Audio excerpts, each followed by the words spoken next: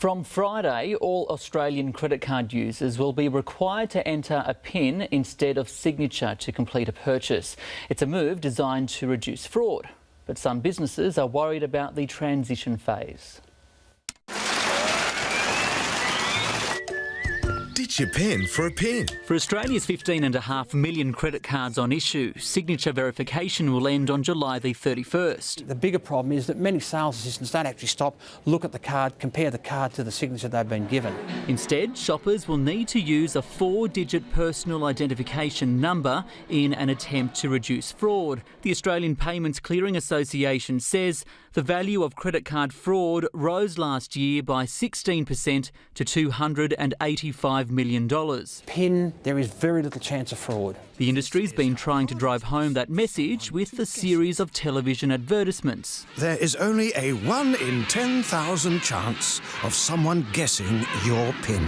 Britain dropped credit card signatures in 2006. Fraud on the high street is reduced by 72% since we introduced chip and PIN. But not everyone was able to easily remember their PIN. We needed to keep a chip and signature kind of fallback option for people with disabilities. Businesses here are preparing for the changes and the increased costs associated with it. We will need to get more terminals, so it is an extra cost.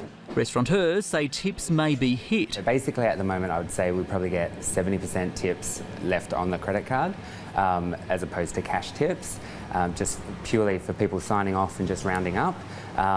So if this isn't an option, it's drastically going to affect tips. While a tipping option is already available for EFTPOS or debit transactions, some customers are getting confused. And they put in their PIN number accidentally, so unfortunately I've had to do a lot of refunds as well because people don't want to tip their PIN number.